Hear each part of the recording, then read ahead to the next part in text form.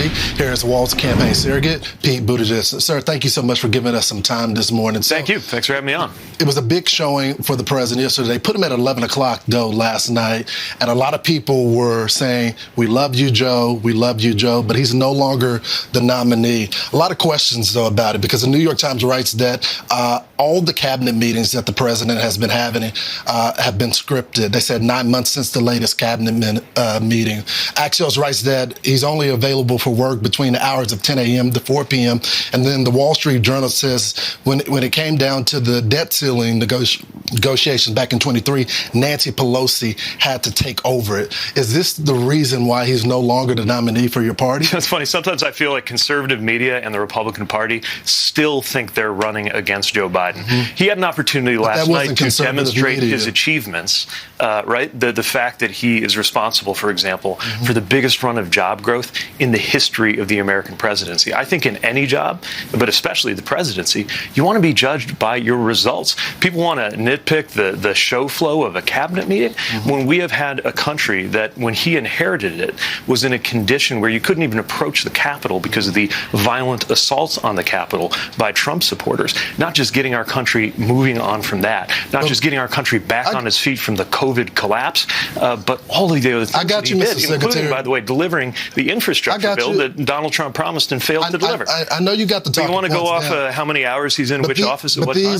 But these weren't conservative outlets. I guess you can say the Wall Street Journal is. But but you're a conservative outlet. And the first thing you're asking about is what time is it a cabinet meeting instead of his achievement. I just want to know, when did you guys know that the president was unfit to be on your ticket? The president is not unfit. So why is he not the nominee right now? Because he did something that Donald Trump cannot comprehend, which is to put his ego aside. I just want to get my question out. Why do you guys wait to the last minute to switcheroo after everyone saw? Can I just finish my question? And I'll let you answer, Mr. Secretary.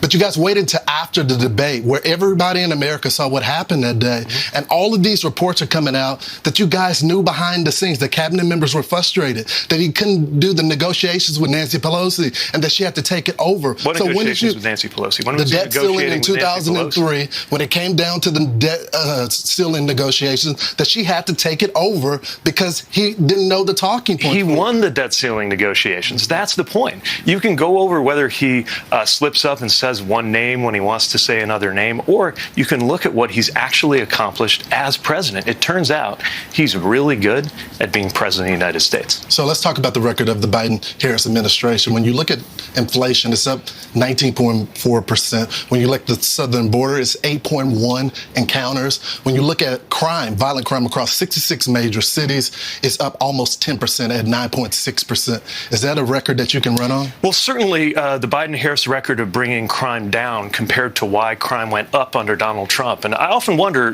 whether viewers of this network are aware that violent crime went up under Donald Trump. I think that deserves more coverage so we can ask ourselves why. And some of that has to do with policy, but some of that has to do with the message we send. When you have Donald Trump, an unrepentant, convicted criminal, running against a prosecutor like Kamala Harris, we have an opportunity to send a message about whether we're serious on law and order in this country or whether it's a talking point, whether it's just something people try to use as a political theme for partisan gain. You want to talk about inflation? Inflation went up in every country after COVID, but we brought inflation down in this country. Of course, the most important question, every election is about the future, right? And in the future, economists predict that the Trump plan will increase costs for American families by $3,900. So why would we go back to somebody's going to make it worse? I don't want you to think that the crime issue or inflation issue is something new, because I've been covering it for years. I go out there and talk with voters every single day. So you did cover the increase in crime under Trump. Yesterday, I had the opportunity to talk with a mother. She's not a Republican. She's someone that would vote for a Democrat most of the time. Many of the people that are complaining are actually Democrats. This is what she said yesterday when I asked her about her son. Watch. How can I vote for somebody who I don't feel like has my back? Or any parent who lost their child's back? You want me to vote for you? What are you going to do for me? You say what you're going to do, but when you get in office, do you really do what you said you're going to do? I don't think so. Because this crime has been going on for decades, and it's getting sickening to watch parents on TV crying about the loss of their child. So with respect to you, Mr. Secretary, the people that are being killed in places all over the country, they look like me, they don't look like you. and they're upset with the Democratic Party not taking it seriously. You guys sent the cavalry Not taking in. it seriously. Hold on, let me finish. You guys sent the you guys sent the cavalry in for you guys for your protection, but the people of Chicago don't see that on a day-to-day basis. What are you guys going to do to stop the bloodshed in our community? Well, first of all, I was mayor of a city that faced that kind of pain. The toughest part of the job was dealing with gun violence, and the most heartbreaking part of the job was comforting or trying to comfort mothers who just wanted their child back. And the big question, I think, for politics, for policy, for media, is who is going to help them versus who is going to use them. The questions she's asking are the exact question any citizen should be asking, which is when you take office. What do you mean? Are you going to Are you keep your saying that promises? mother is being used? I'm saying that mother is asking the exact right question.